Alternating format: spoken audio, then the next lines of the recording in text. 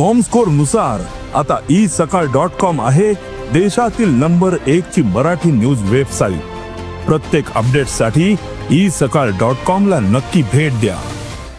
जे औरंग्याचं उदात्तीकरण करतात ते थांबलं पाहिजे आणि ज्यांनी उदात्तीकरण खाली केलं त्यांना निलंबित करण्याचं काम केलंय सरकारने, त्यांच्यावर गुन्हा दाखल केलाय आणि खऱ्या अर्थाने यामध्ये औरंगजेबाने तुमचा पण छळ झालाय का? आणि सभापती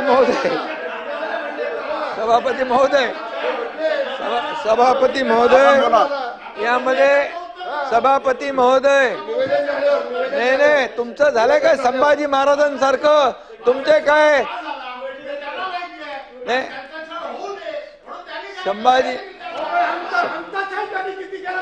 संभाजी महाराजांनी 2019 मध्ये आता मी सांगतो ऐका, ऐका 2019 ला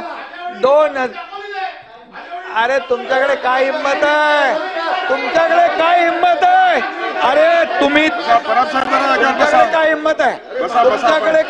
आहे? अरे खुर्चीसाठी मला बोलू द्या।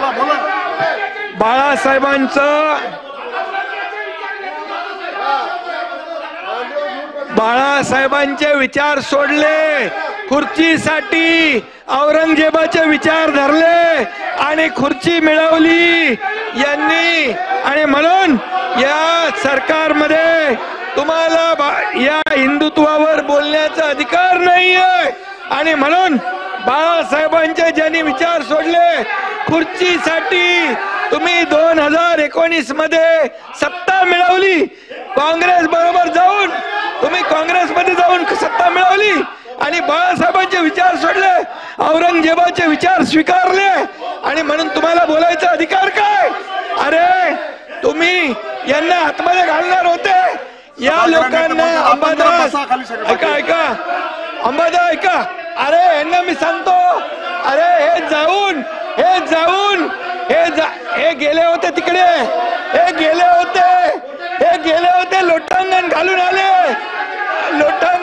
आले आणि म्हणाले मला वाचवा आणि पुन्हा पलटी मारली आणि म्हणून यांचे प्रमुख पण गेले आणि तिकडं म्हणाले आम्ही युती सरकार स्थापन करू, इकडं आल्यावर पलटी मारली आणि या बीजेपीच्या देवेंद्र फडणवीस, गिरीश महाजन, प्रवीण दरेकर, आशिष शेलार या 4 लोकांना जेलमध्ये टाकणार होते। जेलमध्ये टाकून महाविकास आघाडी सरकारमध्ये भारतीय जनता पक्षाचे आमदार घेणार होते। त्यावेळेस मी यांचा डाव मोडला, यांचा टांगा पलटी करून टाकला, आणि महायुतीचं सरकार आणलं। महायुतीचं सरकार बसा औरंगजेबी विचार तुम्ही सोडा।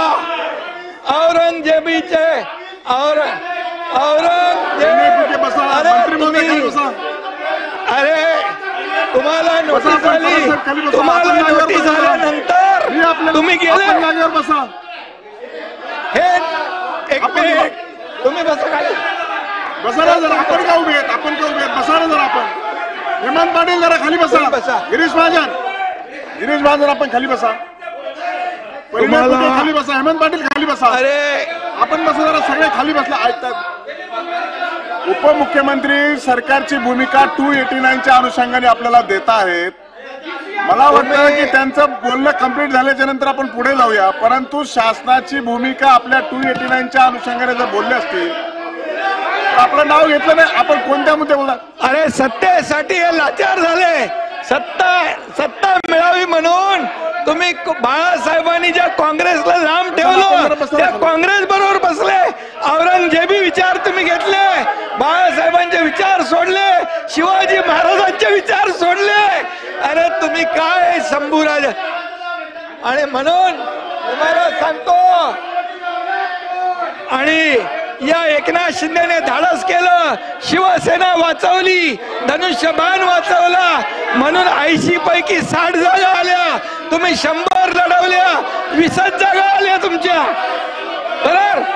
आणि म्हणून तुम्हाला जनतेने धडा शिकवलेला आहे, जनतेने धडा तुम्हाला शिकवलाय, जनतेने तुमची जागा दाखवली आहे. आपण बसा, विरोधी पक्षाने आपण जरा बसा. जनतेने तुमची जागा दाखवली आहे आणि तुमच्यात हिंमत असेल तर सांगा. आपण असं करणार, टॉर्चर करणार, त्यावेळेस आपण भाषणामध्ये व्यत्यय येत असताना दोन्ही बाजूच्या सदस्यांनी असं उभं राहणं योग्य नाहीये. लोकसभेच्या निवडणुकीमध्ये याकूब मेमन याची कबर सजवली. तुम्ही लोकसभेच्या निवडणुकीत पाकिस्तानचे झेंडे नाचवले. तुम्हाला लाज वाटली पाहिजे. अरे हिंदुत्वाचं नाव घ्यायला लाज वाटली पाहिजे. आणि म्हणून या एकनाथ शिंदेने धाडस केलं, हिंदुत्वाचं सरकार आणलं, हिंदुत्वाचं सरकार, बाळासाहेबांच्या विचारांचं सरकार आणलं. 2.5 वर्ष आम्ही महायुतीचा कारभार केला, 2.5 वर्ष महायुतीचं सरकारने काम केलं म्हणून तुमचं विरोधी पक्ष नेता पण गेलं. अरे तुमचं काही गेलं. आणि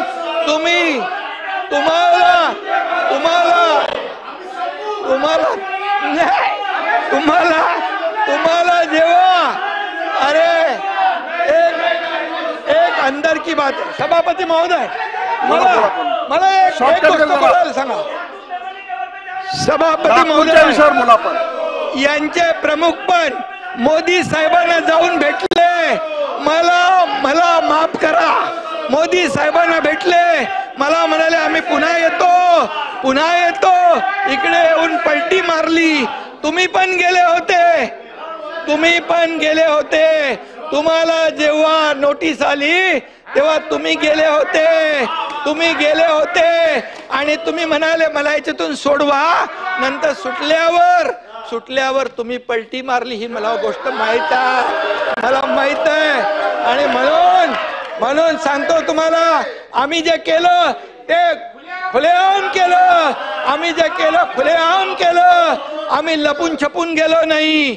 जे केलं, जेव्हा शिवसेना धोक्यात आली, धनुष्यबाण धोक्यात आला, बाळासाहेबांचे विचार धोक्यात आले, हिंदुत्व धोक्यात आलं, तुम्ही औरंगजेबी विचार स्वीकारले, त्यावेळेस आम्ही सरकार पलटी केलं. तुमचा टांगा पलटी करून टाकला.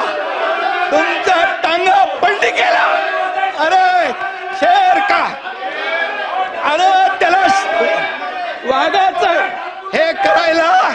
हे करायला वाघाचं काळीज लागतं.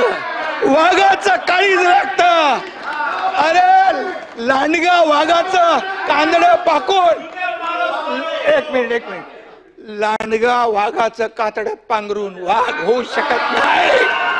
याला वाघाचं काळीज लागतं.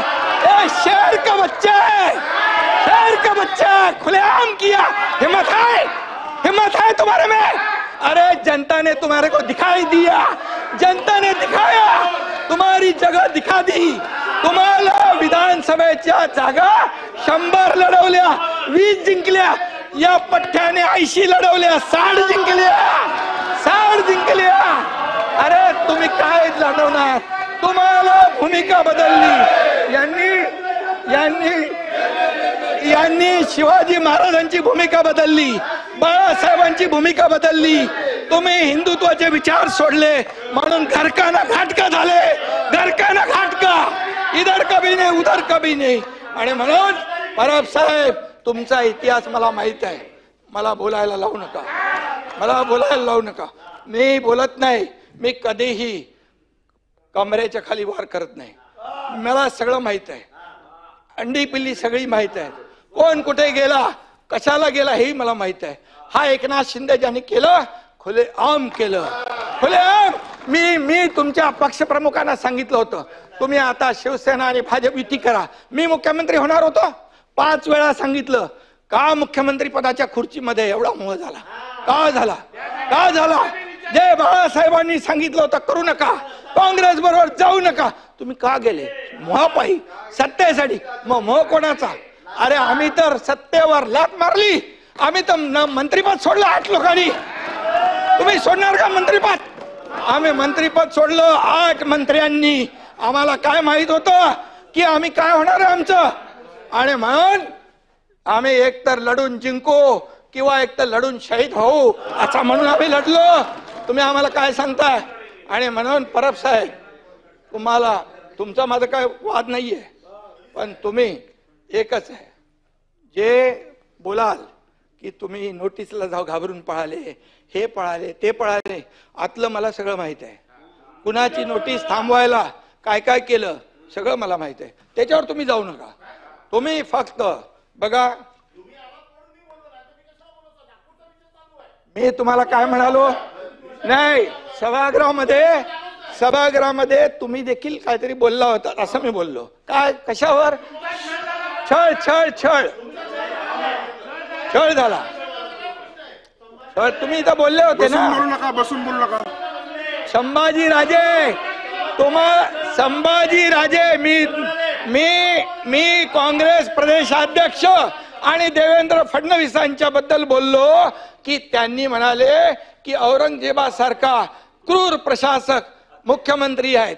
मी त्याच्यावर सुरू केलं ते, म्हणजे मी बोललो त्यांचे काय डोळे काढले, त्यांची काय जीभ छाटली, त्यांची काय नख उपटली, त्यांची काय कातडी सोडली, काय केलं देवेंद्र फडणवीसांनी मुख्यमंत्र्यांनी काय केलं? सोलायला पाहिजे होती.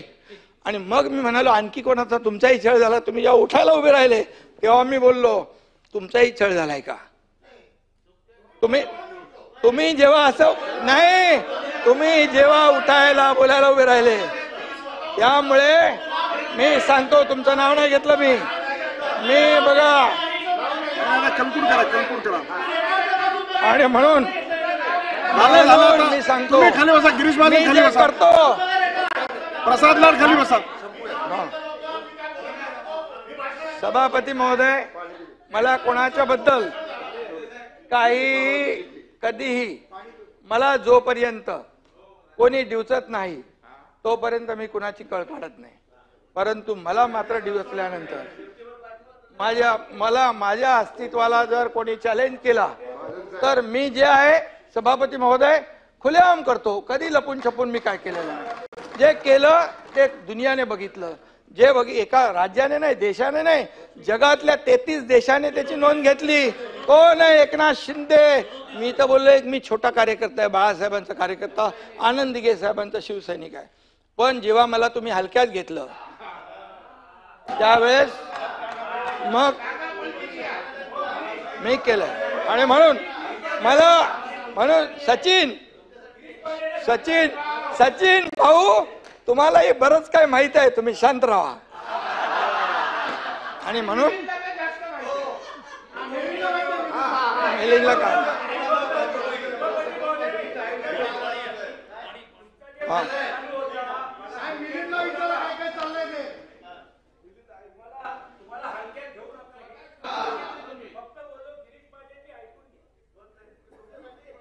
नाही, हे बघा, मी एक विचारधारा ठरवलेली आहे, हिंदुत्वाची विचारधारा. आमच्या दोन्ही पक्षाची विचारधारा एकच आहे. आमच्यामध्ये कधीही सत्तेसाठी हा एकनाथ शिंदे आपापलेला नाही. तेव्हाही मी जे केलं ते खुर्चीसाठी नाही केलं सचिन भाऊ. त्यावेळेस मलाही माहित नव्हतं की मुख्यमंत्री होईल. आताही तुम्हाला माहित आहे की या वेळेस देखील मी स्वतः आदरणीय प्रधानमंत्री महोदयांना फोन करून सांगितलं, तुम्ही निर्णय घ्या, एकनाथ शिंदे तुमच्या बरोबर आहे. अमित भाईंना मी सांगितलं, मी खुर्चीसाठी नाही हो, खुर्ची शोधत नाही. मी खुर्चीच्या मागे बसलेला माणूस, त्याचे प्रश्न, त्याचं दुःख आणि अडचणी समजून घेणारा एकनाथ शिंदे आहे, खुर्ची शोधणारा नाही. आणि म्हणून मी राजकीय नाही आहे, मी हार्डकोर पॉलिटिशियन नाही आहे, मी समाजकारणी आहे, मी एक सर्वसामान्य माणूस आहे. म्हणून मी कधी कोणाच्या वाटेला जात नाही. मी इथे बोललो, इथे विसरून जातो. मनामध्ये मी कधी गुस्सा ठेवत नाही, नाहीतर मी मुख्यमंत्री झालो नसतो. महाराष्ट्रातील सर्व बातम्यांचे विश्वासार्ह व्यासपीठ, सकाळच्या सर्व सोशल मीडिया प्लॅटफॉर्मला लाईक, फॉलो आणि सबस्क्राईब करा. तसंच सर्व नोटिफिकेशनसाठी बेल आयकॉन प्रेस करायला विसरू नका.